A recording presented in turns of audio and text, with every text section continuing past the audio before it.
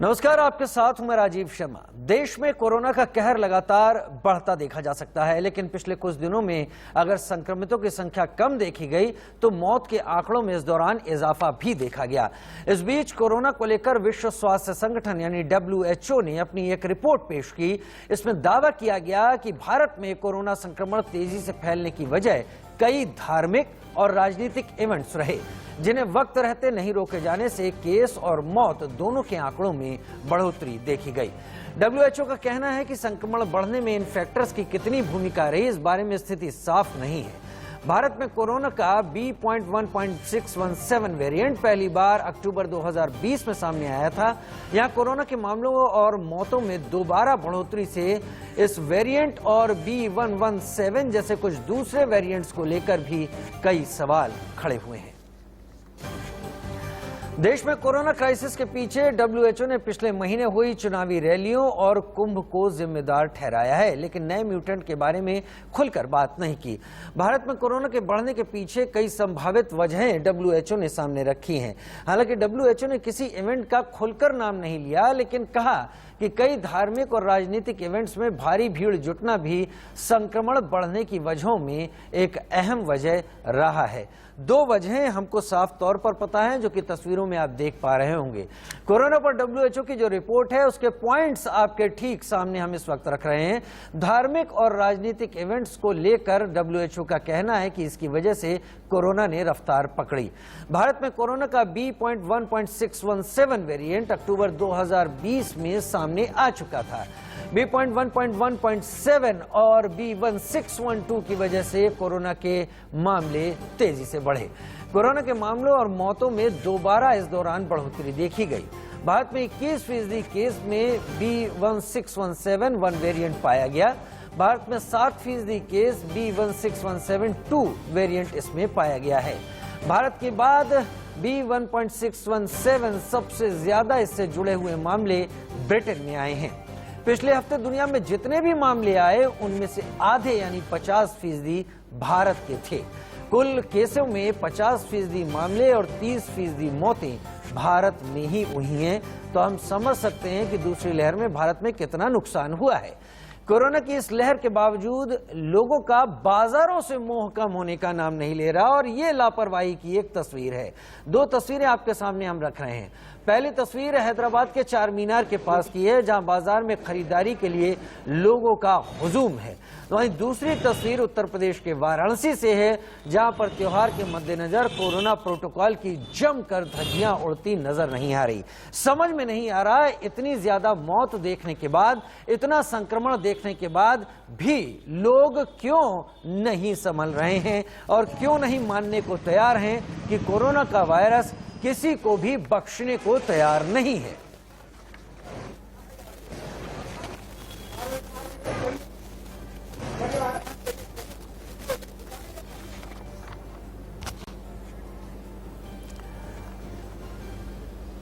और हमारे साथ WHO की इस रिपोर्ट के बाद चर्चा के लिए खास पैनल जुड़ने जा रहा है। हमारे साथ मनोज यादव साहब जुड़ेंगे, जो बीजेपी के प्रवक्ता हैं। हमारे साथ नीरज राय साहब TMC से जुड़ रहे हैं। हमारे साथ अनुमा आचार्य कांग्रेस से जुड़ रही हैं, और नसीर सलीम साहब हमारे साथ समाजवादी पार्टी से जुड़ रहे हैं। आप सभी का स्वागत है।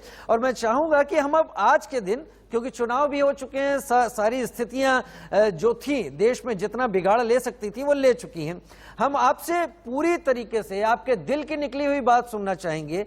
क्या आप सभी इस बारे में एकमत हैं कि WHO की रिपोर्ट मनगढ़ंत है, गढ़ी हुई है, भारत को बदनाम करने के लिए है, या आप सब भी इस बात को मानते हैं कि WHO का ऐसा कहना कि भारत में कुछ धार्मिक और कुछ राजनीतिक इवेंट जिन्हें रोका जा सकता था, वो कोरोना के इन मामलों के बढ़ते रहने की वजह बने? शुरुआत विंग कमांडर अनुमा आचार्य कांग्रेस से आपसे ही करता हूं।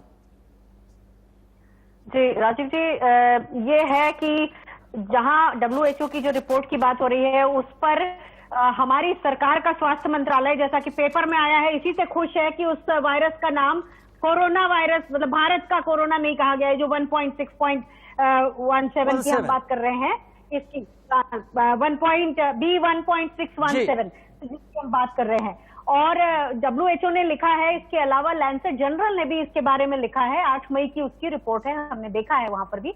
और दूसरी चीज यह है कि जहां तक कुंभ मेला की बात है, एक वो तो है ही, जिसमें पहले 10 अप्रैल को, 14 अप्रैल को यहाँ बीच के 5 दिन में शाही स्नान थे, तो उसमें बहुत सारा कोरोना का विस्फोट वहां से हुआ था, ये हम सबको मालूम है।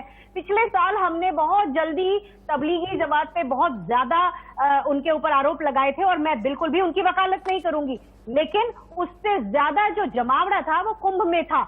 और उसके अलावा चुनावी रैलियां बीजेपी ने प्लान की थी, 1500 चुनावी रैलियां। वो तो राहुल गांधी जी का धन्यवाद देना पड़ेगा कि उन्होंने कम से कम एक उदाहरण रखा, उसके बाद बीजेपी की रैलियां जो थी वो उन्होंने भी खत्म की। और शादी पार्टियां या जो आज ईद की जो खरीदारी चल रही है, मैं उसको भी बिल्कुल सपोर्ट नहीं करती, क्योंकि यहाँ पर पूरे देश की बात है, किसी भी तरह का धार्मिक जमावड़ा जो है वो खतरनाक है। लेकिन जहां जो जनता पार्टी बीजेपी एक एक उम्मीदवार, एक एक जनता के व्यक्ति तक संवाद के माध्यम से पहुंच सकती थी, क्या वो वैक्सीन के माध्यम से पहुंची है? क्या वो सेल्फी विद कमल जैसे आयोजन कर सकती है? तो क्या वो हर घर जाके वैक्सीन का आयोजन नहीं कर सकती थी? और छोड़िए हर घर, कम से कम वैक्सीन की उपलब्धता कर लेती। लेकिन बात वही है, घर में नहीं है खाने, मोदी जी चले भुनाने। इतना प्रशंसा का भूखा नेतृत्व इस देश ने आज तक नहीं देखा। खैर, ये तो आपने राजनीतिक बात कही, और राजनीतिक बातें अगर आप कहेंगे तो उसमें कुछ गलत भी नहीं है। आप एक राजनीतिक पार्टी से हैं और अपनी विरोधी पार्टी के तमाम समस्याओं को, तमाम बातों को उजागर करना आपका हक भी है।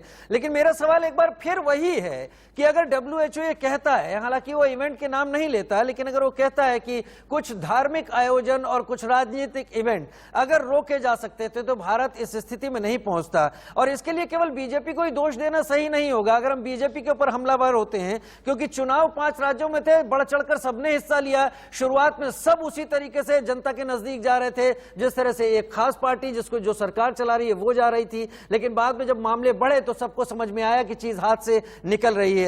नीरज राय साहब टीएमसी से मेरे साथ इस वक्त जुड़े हुए हैं। नीरज भाई, क्या आप मानेंगे कि WHO झूठ बोल रहा है, मनगढ़ंत बात कह रहा है, या फिर आपको भी लगता है कि हमारे देश की आज जो स्थिति है, जिसमें 50% मामले पिछले कुछ दिनों में अकेले भारत से आए हैं विश्व भर के, उसमें इन तमाम चीजों का बड़ा खासा योगदान रहा है? राजीव भाई, मैं आपको जो बात है एकदम प्रमुखता के साथ स्पष्ट रखूंगा, और ये मानवीय संवेदनाएं जुड़ी हुई। देखिए, पिछली बार हमारे देश में कोरोना आया, पूरे विश्व में इसने अपना प्रचार प्रसार आया।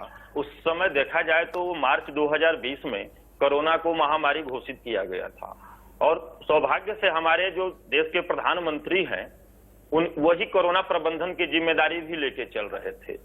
अब आती है बात उस कोरोना प्रबंधन की जिम्मेदारी लेने के बाद, जो कि बताया गया था विशेषज्ञों और जानकारों के हिसाब से कि जो दूसरा और तीसरा आने वाला है लेयर, वो सबसे ज्यादा खतरनाक है, इसमें ऑक्सीजन और वेंटिलेटर की अति आवश्यकता है।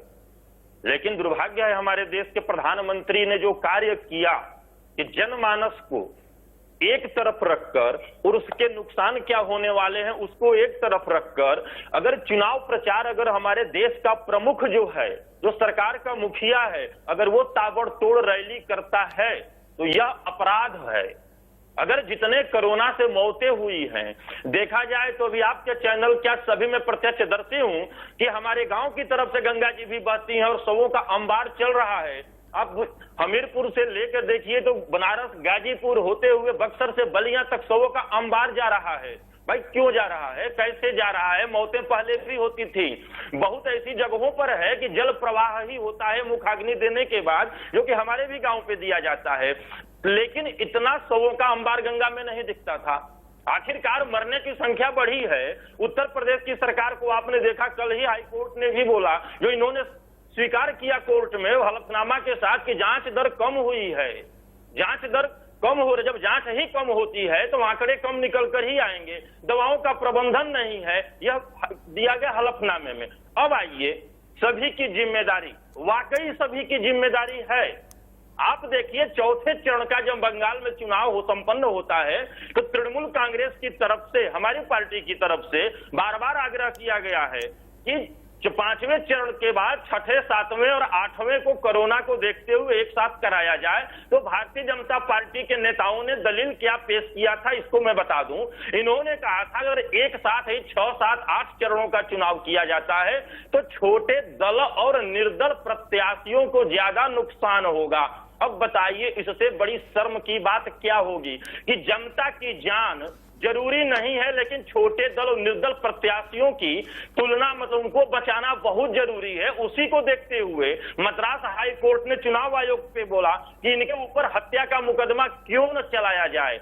उत्तर प्रदेश में चुनाव होता है, पंचायती राज व्यवस्था के तहत उसके अधीन होता है यह, इसमें सरकार आयुक्त को नियुक्त करती है कि चुनाव कैसे हो। उत्तर प्रदेश में चुनाव रोका जा सकता था। उत्तर प्रदेश में 706 अध्यापकों की मौत हो गई चुनाव के दौरान। उनको कोर्ट ने फिर आदेशित किया कि उनको मुआवजा 1 करोड़ दिया जाए। मुआवजा दे देने से उसको तो आप घर पे नहीं ला सकते हैं। यह गलतियां छोटी नहीं, गंभीर गलतियां हैं। आज मैं आपको दावे के साथ बोल सकता हूं कि हिंदुस्तान के किसी भी गांव में, खासतौर से उत्तर प्रदेश में देखा जाए तो एक घर में 5 लोग हैं तो 4 लोग बेहतरीन तरीके से सर्दी जुकाम बुखार और बदन दर्द से पटे हुए हैं, और बचाव के भी कारण उनके बचाव की भी पूरा कर रहे हैं प्रक्रिया, लेकिन चलती फिरती एक मसाला की पोटली हो गए हैं। तो क्या अपने ही बचाव है?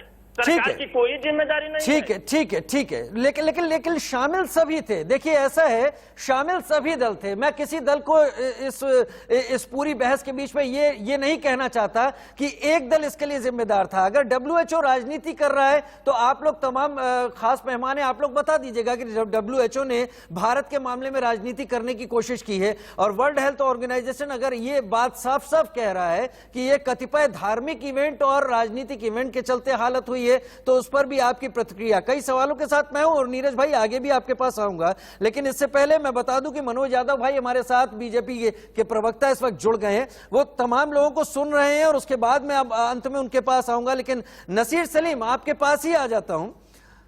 क्या आप भी मानते हैं कि जो WHO की रिपोर्ट है, वो WHO की रिपोर्ट भारत के लिए एक आईने की तरह है, उन तमाम लोगों के लिए एक आईने की तरह है जो इस बात में एक मत थे कि हमको कोरोना के खिलाफ एकजुट होकर लड़ना है, लेकिन जो हालात हमने पिछले कुछ दिनों में देखे हैं उसकी जिम्मेदारी उन कुछ चीजों पर डाली जाती है जो होते रहे और जिनकी तरफ से आंख मूंद ली गई। नसीर सलीम भाई जी देखिए, नमस्कार राजीव भाई। सबसे पहली चीज तो मैं ये बोलना चाहूंगा, आपने बिल्कुल सही लाइन पकड़ी।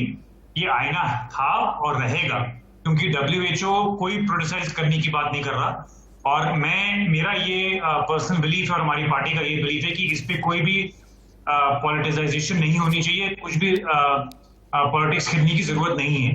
देखिए, सबसे पहली चीज मैं ये बोलना चाहूंगा, चाहे उत्तर प्रदेश हो खास करके या पूरा देश हो, सबसे पहले तो ये देखें कि फर्स्ट और सेकंड वेव के बीच में हम लोगों ने क्या तैयारियां करी।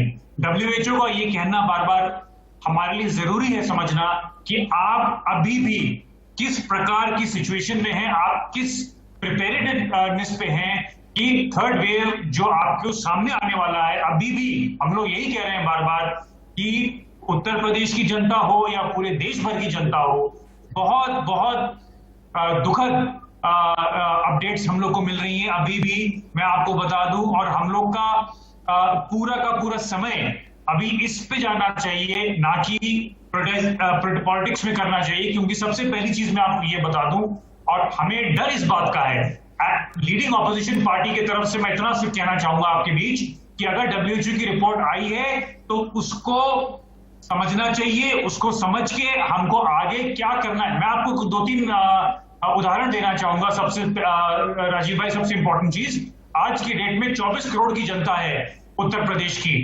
अगर आपको हर्ड इम्यूनिटी अचीव करनी है, जिसके बारे में बड़े बड़े डॉक्टरों ने और विशेषज्ञों ने बात करी है, 30% जनता को आपको इनोक्यूलेट करना है, मतलब उनको टीका लगाना है।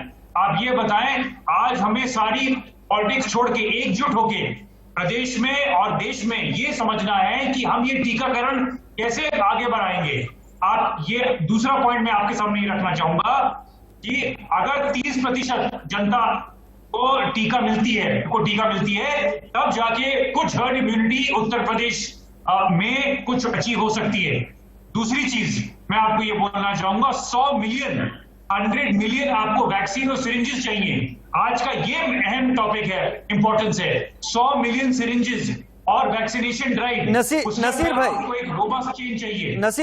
नसीर भाई वो कह सकते हैं ना कि आप पछताए होत क्या जब चिड़िया चुग गई खेत, लेकिन आप जो तमाम बातें कह रहे हैं इस वक्त ये भविष्य के लिए है, आज के लिए है, अब तैयार करने के लिए है। लेकिन हम जितना बिगाड़ चुके हैं उसके ऊपर एक अंतर्राष्ट्रीय संस्था अगर ये कहती है कि हमको पता था, भारत जैसा विकासशील देश जहां पर तमाम लोग इतने जानकार हैं जो कि भविष्य को अच्छी तरह से प्रेडिक्ट कर सकते हैं, ज्योतिषी के हिसाब से नहीं, जो ग्राउंड रियलिटी है उनके हिसाब से, फिर भी कुछ चीजों से अगर हम हटे, मैं ये नहीं कह रहा हूं कि कांग्रेस एकमत नहीं है, मैं ये नहीं कह रहा हूं टीएमसी नहीं है, समाजवादी पार्टी है, बीजेपी नहीं है, ये चारों दल देश की भलाई के लिए लगातार बात कर रहे हैं। मेरा सवाल सिर्फ इतना है, ये चारों दल इस बात को भूल कैसे गए कि हालात खराब है नहीं, हालात खराब हो चुके हैं और वो और ज्यादा खराब होने की तरफ आगे बढ़ रहे हैं। मनोज यादव साहब मेरे साथ इस वक्त बीजेपी से जुड़ गए हैं। मनोज भाई, क्या आप मानेंगे कि डब्ल्यूएचओ भारत के मामले में राजनीति कर रहा है अगर वो ये कहता है कि कुछ राजनीतिक इवेंट्स और कुछ धार्मिक इवेंट भारत की वर्तमान हालत के लिए जिम्मेदार हैं? मनोज जी। देखिए, ऐसा है कि डब्ल्यूएचओ के बारे में तो एक ये भी चल रहा था कि जो भारत इंडियन वेरिएंट करके बार बार डब्ल्यूएचओ की बता रहे थे कि मीडिया में ऐसे खबरें आ रही थी कि डब्ल्यूएचओ रिपोर्ट में इंडियन वेरिएंट के बारे में चर्चा की है, लेकिन उन्होंने क्लैरिफाई किया कि कोई इंडियन वेरिएंट के बारे में हमने कोई रिपोर्ट के अंदर मेंशन नहीं किया है और इस तरह की चीजें नहीं की है। लेकिन देखिए, सवाल ये उठता है कि जो भी धार्मिक आयोजन हुए, सरकार अपना काम करती है लेकिन सामाजिक सरोकार भी उसके अंदर शामिल होते हैं।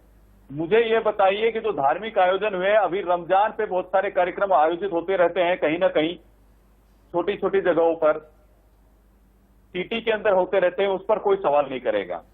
जो ये चुनाव है, पांचों राज्यों के अंदर सभी जो विपक्षी दल हैं सबके साथ में चर्चा की निर्वाचन आयोग ने, तब उसके बाद में ये चुनाव है। तो नरेंद्र मोदी के ऊपर सवाल उठाते हैं। मैं पूछना चाहता हूं, राहुल गांधी वहां समुद्र के अंदर गोते लगा रहे थे मछुआरों के साथ, वायनाड में जो रैलियां कर रहे थे, तो वो इसका मतलब यह है कि उन्होंने फैलाया नहीं है। जो पौंडीचेरी में वो सभाएं कर रहे थे तो उन्होंने नहीं फैलाया।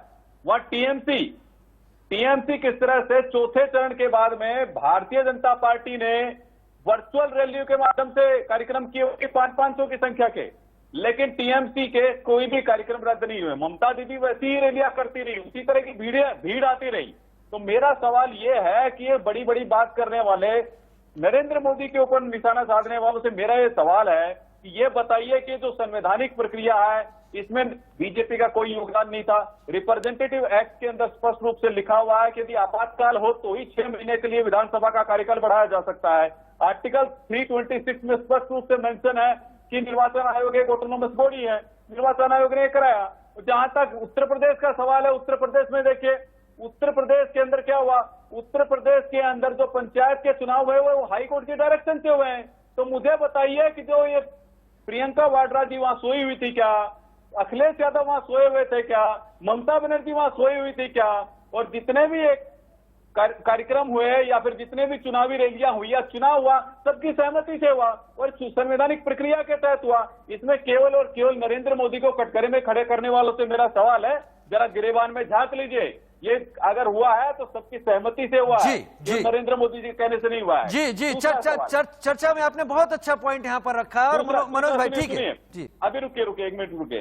देखिए, ऐसा है, ये लोग तो वो लोग हैं, अखिलेश यादव की पार्टी हो, वैक्सीन पर सवाल उठा रहे थे, ये बीजेपी की वैक्सीन है। वहां छत्तीसगढ़ के आपके स्वास्थ्य मंत्री टीएस सिंहदेव क्या बोल रहे थे, ये वैक्सीन हम नहीं लगवाए थे। वह झारखंड के स्वास्थ्य मंत्री क्या बोल रहे थे, ये जो वैक्सीन है चूहों पर प्रयोग किया, इंसान को चूहाना बनाया जाए।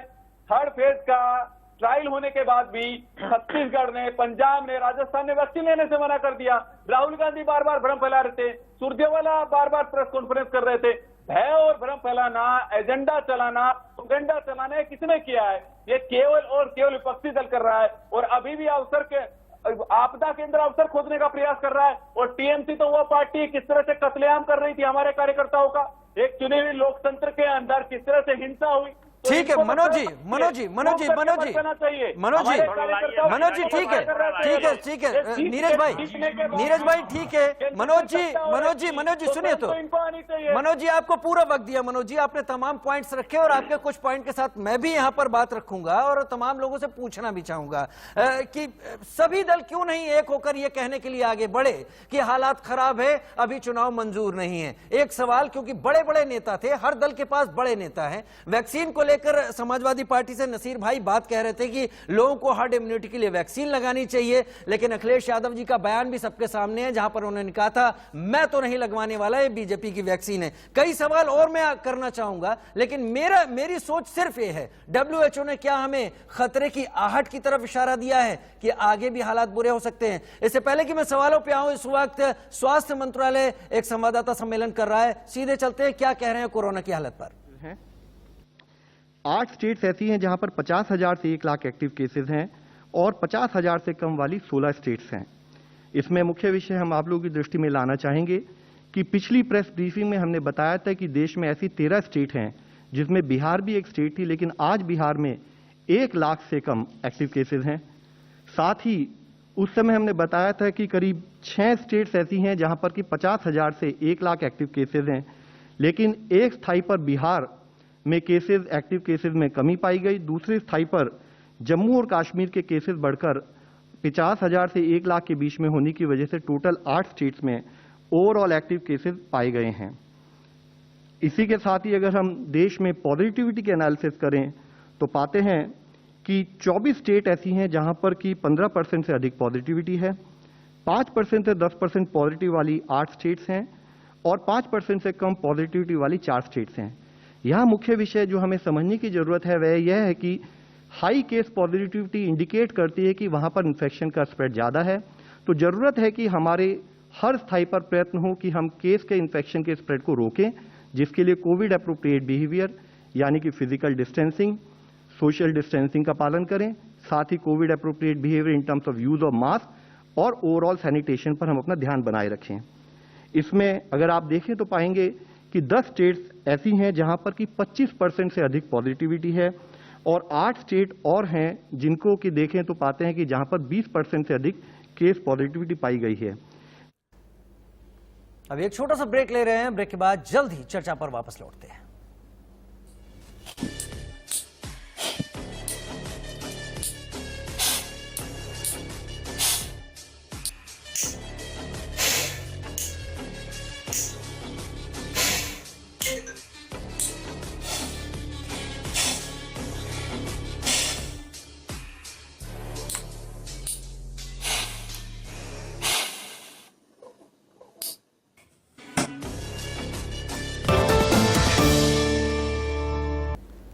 हम लगातार चर्चा कर रहे हैं कोरोना के इस बिगड़े हुए हालात और विश्व स्वास्थ्य संगठन की उस रिपोर्ट की जिसके चलते ये कहा गया कि कुछ धार्मिक और राजनीतिक इवेंट ने भारत में स्थिति को बिगाड़ने में अहम योगदान निभाया है। लेकिन 2 तस्वीरें इस वक्त आपको दिखा रहे हैं और कोरोना के इस काल में ऑक्सीजन की सप्लाई की से जुड़ी हुई ये तस्वीरें हैं।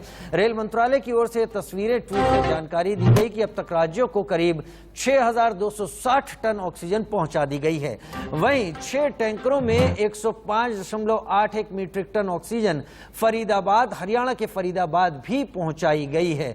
अलग अलग जगहों पर अंगुल से पहुंची हुई ऑक्सीजन फरीदाबाद पहुंची और लगातार 7 रूट्स पर ऑक्सीजन एक्सप्रेस लगातार जारी है। अलग अलग शहरों, अलग अलग ठिकानों पर ऑक्सीजन के टैंकर की सप्लाई हो रही है।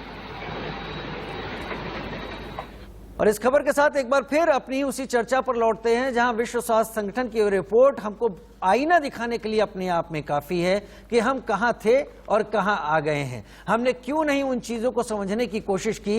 हालांकि आसानी से समझी जा सकती थी कि वो चीजें देश में कोरोना के हालात को कंट्रोल करते करते एक बार फिर बिगाड़ने की दहलीज पर जा पहुंचेंगी। अनुमाचार्य, विंग कमांडर अनुमाचार्य मेरे साथ कांग्रेस से इस वक्त जुड़ी हुई हैं। मनोज यादव साहब ने तमाम सभी के जवाब दिए, नीरज राय साहब, नसीर सलीम साहब ने भी तमाम सवाल उठाए थे, उन्होंने भी बातें। अनुमाचार्य, मैं उम्मीद कर सकता हूं, चीजें तो हो गई, अब चीजें हाथ से निकल चुकी हैं, 5 राज्यों में अलग अलग चुनाव हो चुके हैं, सरकारें वहां पर मुख्यमंत्री शपथ ले रहे हैं, लेकिन मुख्यमंत्री जैसे जैसे शपथ ले रहे हैं वैसे वैसे उन्हीं राज्यों में अब कोरोना के तमाम मरीज भी अस्पतालों के बिस्तर पर पहुंच रहे हैं और उस संख्या को बढ़ा रहे हैं। क्या ऐसा नहीं हो सकता कि इतने बुरे हालात में आज तो चीज हाथ से निकल चुकी है, आगे तमाम राजनीतिक दल कम से कम एक प्लेटफॉर्म पर आकर कहें कि चुनावों को आगे बढ़ा देना ही सबसे बड़ा विकल्प है, जनता सुरक्षित रहेगी, देश सुरक्षित रहेगा, तो राजनीतिक दल भी रहेंगे और राजनीति भी बची रहेगी। राजीव जी, इसके पहले, ब्रेक के पहले जो आपने बात की थी उसमें एक बात पे आपकी तारीफ करूंगी। आपने कहा था कि चारों दल हैं और सब देश का अच्छा चाहते हैं। आपकी बात बहुत सही है, लेकिन जो 1897 का एपिडेमिक एक्ट था, जब उसको हमने बदल के अभी पिछले साल जब बनाया, तो क्या हम उसमें यही एक प्रोविजन नहीं डाल सकते थे कि जो चुनाव हैं, जब तक इस तरह का कोरोना का कहर रहेगा उन राज्यों में चुनाव नहीं होंगे? क्योंकि 303 की संख्या है, ये तो बड़े आसानी से अप्रूव करवाया जा सकता था। एक तो वो बात है। दूसरी चीज, WHO का कल एक कोई शायद कोई पेपर में कहीं छपा था कि यूपी मॉडल की तारीफ की है। अमेंडमेंट होगा। मुझे देखिए, बीच में अगर सोचेंगे तो ये बहुत गलत बात होगी राजीव जी। मैंने बिल्कुल नहीं बीच में बात की। ये असभ्यता और अशालीनता आपको अपने चैनल में नहीं देना चाहिए।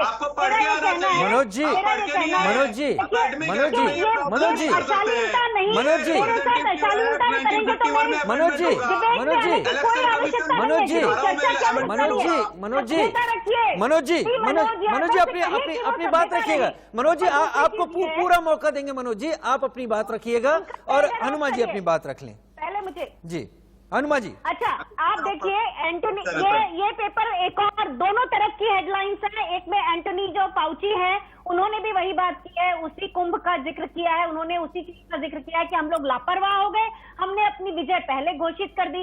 अब रही बात विपक्ष के साथ आने की, तो उसके बारे में भी ये न्यूज है। यहाँ पर यह है कि 12 नेताओं ने इकट्ठा मिलकर जो चिट्ठी लिखी है, उसमें शुरू के 4 पॉइंट वैक्सीनेशन के ऊपर ही है। इसके अलावा भी जब जब चिट्ठी लिखी है राजीव जी, आपने उसका कंटेंट देखा होगा, हर बार लिखा है कि सर्वदलीय बैठक होना चाहिए, नेशनल टास्क फोर्स होनी चाहिए।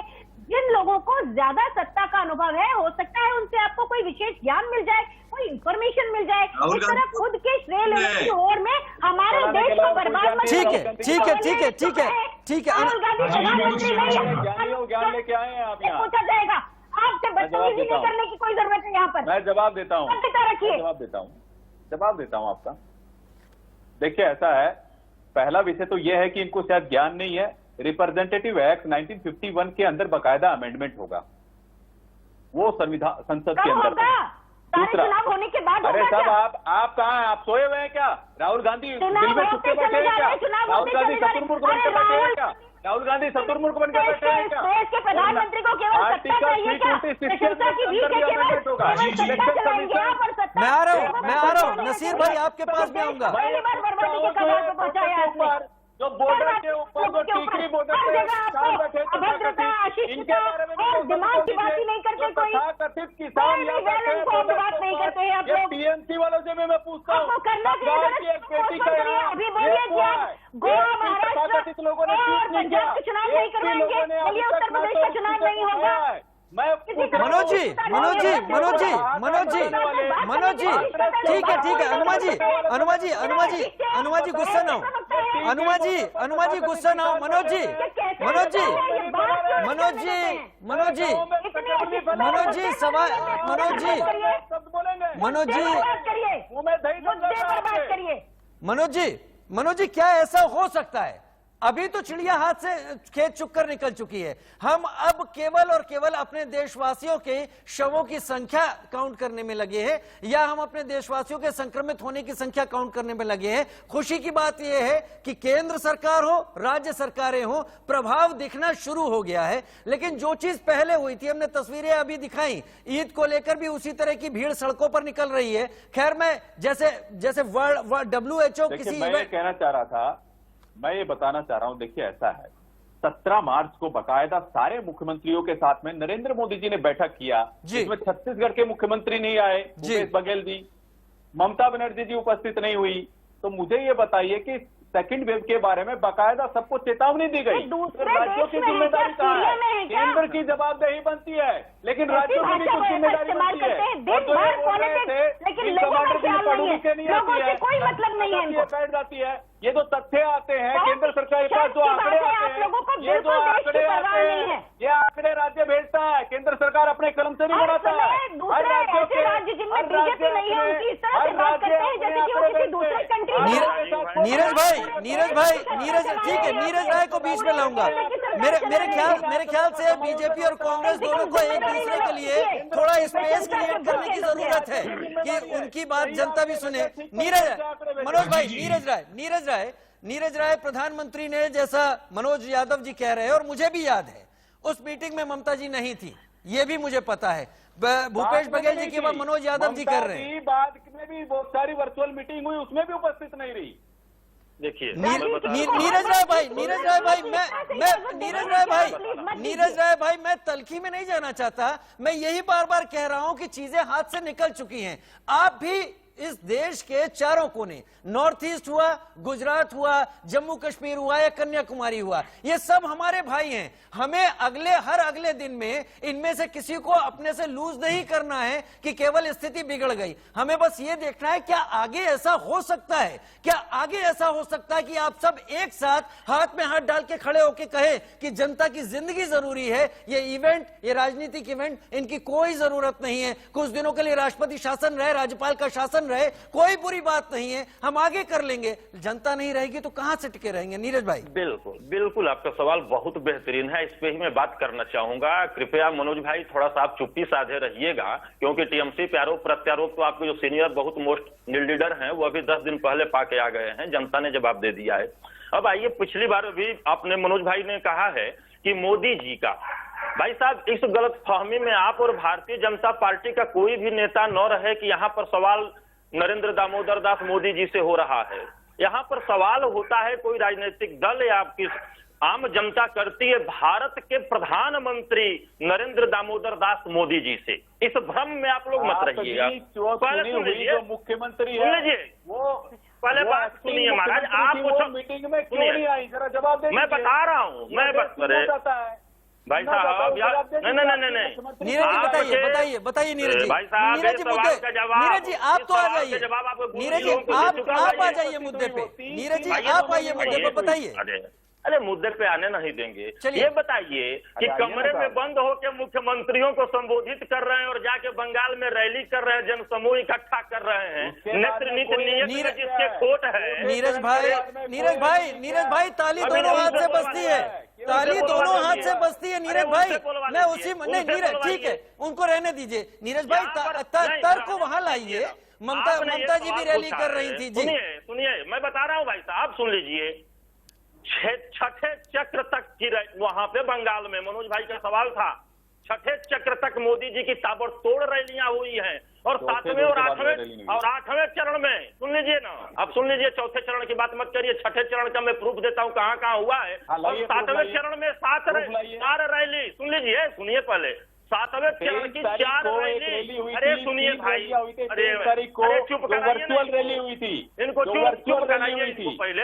अरे सुनिए मनोज भाई, फिर आपसे पर्सनल भी बात हो जाएगी। सुन लीजिए, 4 रैली 7वें चरण का इन्होंने रद्द किया था कोरोना को देखते हुए। उसके बाद अमित शाह जी और जेपी नड्डा जी का ताबड़तोड़ रैलियां चली थी।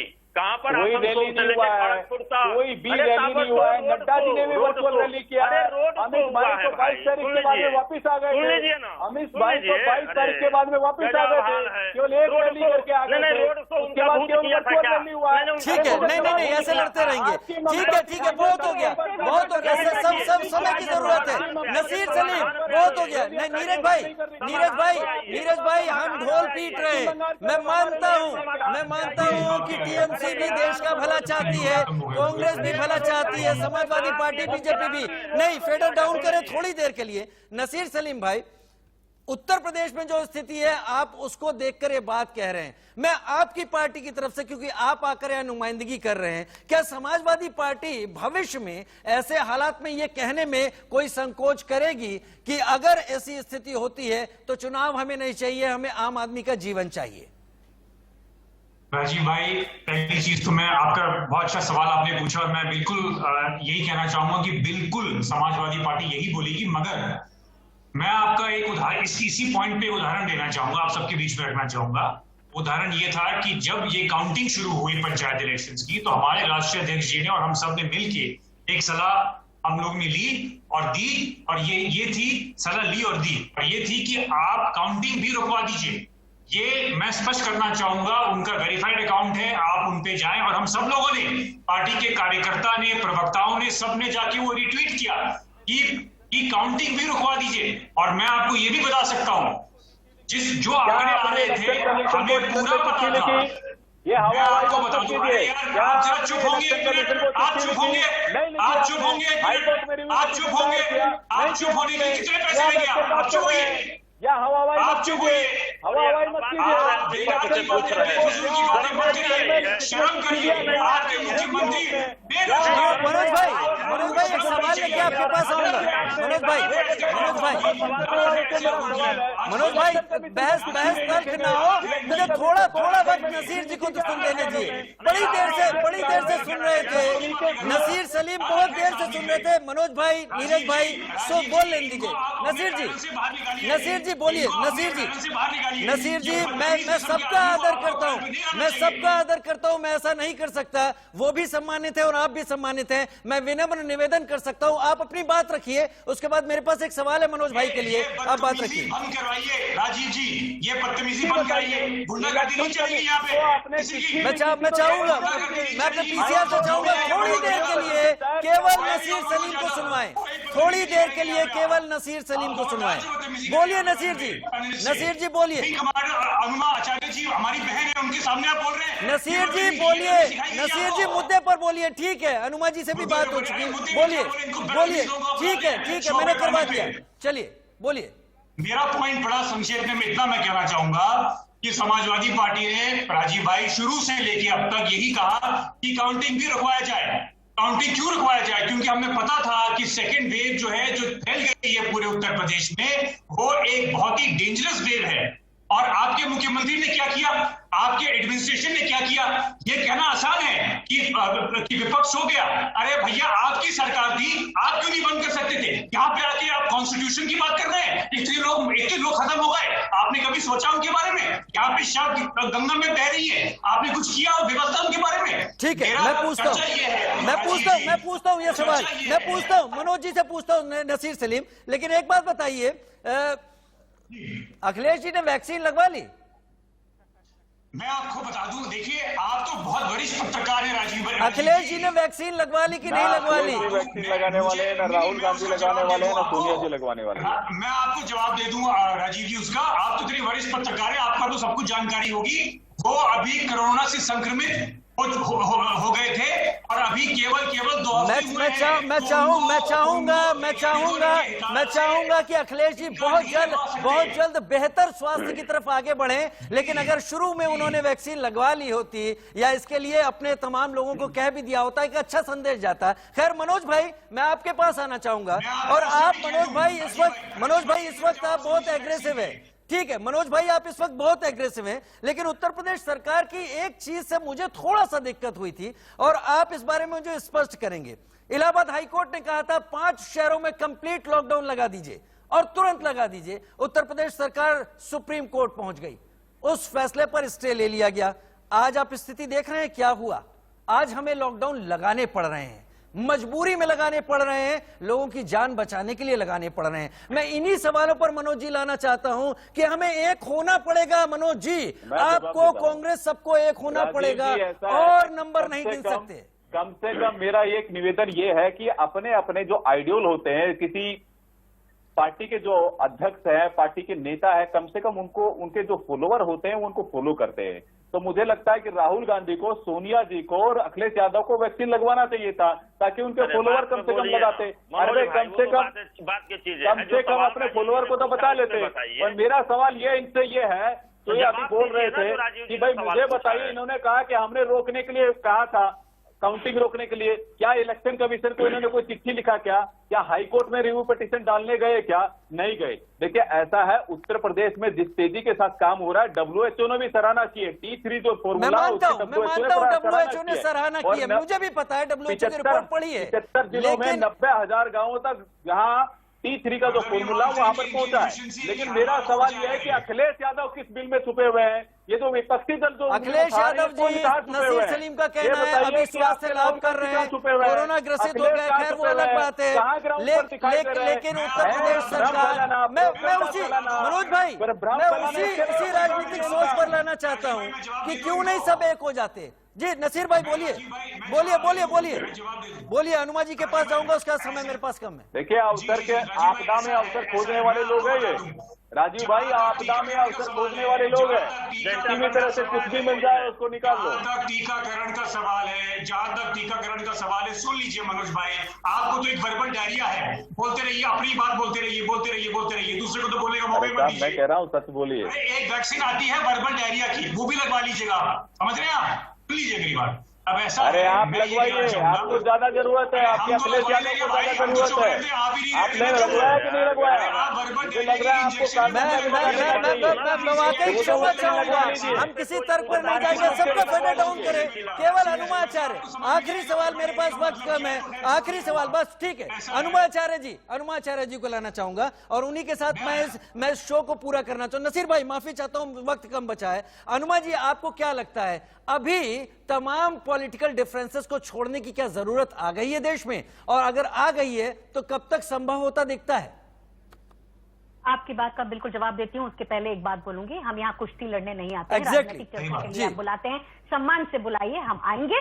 और यहाँ पर एक तरह की मैच्योरिटी की जरूरत है, यहाँ गुंडागर्दी की जरूरत नहीं है, यहाँ मछली बाजार नहीं है। मैं आपके हाथ जोड़ के विनती करती हूँ, अगली बार कभी बुलाएं तो ऐसे इस तरह से हमारी बेइज्जती मत करिए। और दूसरी चीज, अब जो आपने सवाल पूछा उसके बाद, विपक्ष, सारा विपक्ष एक साथ इस देश के साथ है, इसलिए सरकार के साथ है। हमारी जो सुप्रीम कोर्ट ने बार बार ताकीद की है, राष्ट्रीय आपदा योजना, उसे जरूर टेबल करिए, तुरंत करिए, नेशनल टास्क फोर्स बनाइए और सारे विपक्षी दलों की बैठक करिए और उनके सुझाव कीजिए। एक तरफा डायलॉग नहीं, मोनोलॉग नहीं, और सरकार की इमेज मेकिंग बंद करके मेरे देश का ख्याल रखिए। मेरा देश इसलिए कह रही हूं क्योंकि आप मुझे बार बार प्रवक्ता कहते हैं, जो मैं हूं आज के रोल में, लेकिन 24 साल 25 साल मैंने इस देश की सेवा की है। आप कितनी गंदे तरह से आज मेरी इंसल्ट करा रहे हैं। एक व्यक्ति बोलने नहीं देता, इतनी बदतमीजी करता है। मैं आपसे आशा करती हूँ कि आगे आप राजनीतिक चर्चा करवाएंगे और इस देश के सारा का सारा इस देश के फेवर में करवाएंगे। मैं आपके हाथ जोड़ के विनती करती हूँ।